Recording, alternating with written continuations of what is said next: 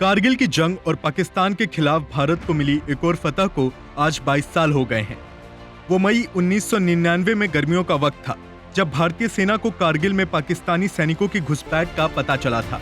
तब पाकिस्तान की सेना की कमान जनरल परवेज मुशर्रफ के हाथों में हुआ करती थी और अब तो ये भी स्पष्ट हो चुका है कि कारगिल में घुसपैठ का ताना बाना पाक सेना प्रमुख ने ही बुना था।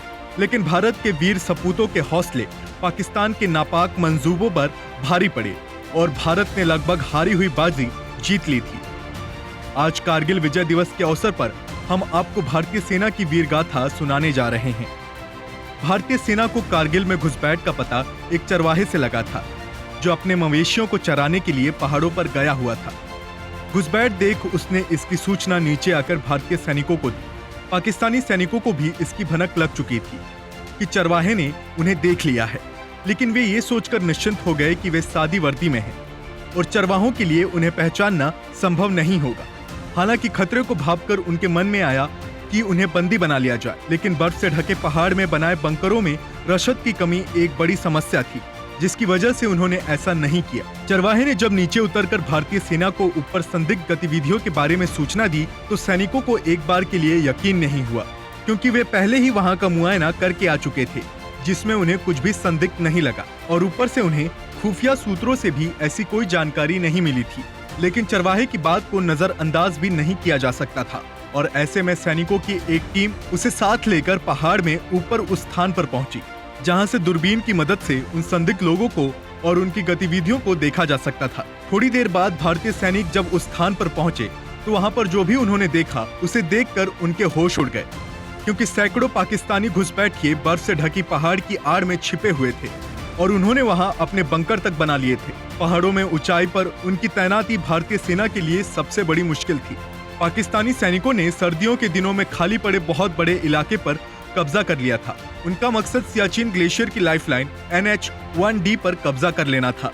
वे उन पहाड़ों तक पहुंचना चाहते थे जहां से लद्दाख की ओर जाने वाली रसद रोक सके और भारत मजबूर होकर सियाचिन छोड़ दे।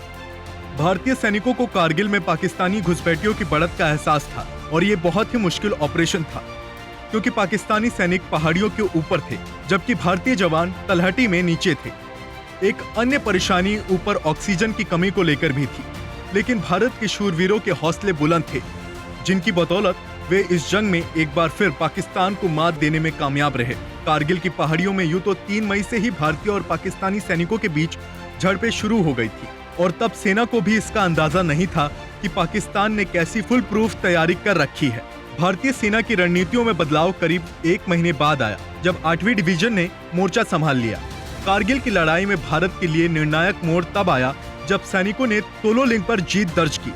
इस लड़ाई में आगे चलकर सेना को भारतीय वायुसेना का भी साथ मिला।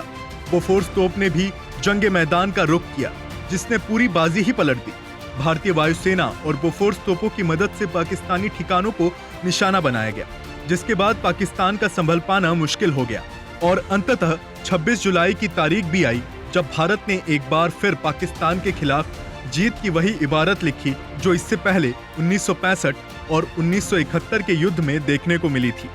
जनतंत्र टीवी आज कारगिल विजय दिवस के मौके पर भारतीय सैनिकों और भारतीय सेना को सलाम करता है। जनतंत्र टीवी के लिए सुधांशु चौरसिया की रिपोर्ट। खबरों के निष्पक्ष विश्लेषण के लिए सब्सक्राइब करें Jantantra TV and press the bell icon. Never miss any update.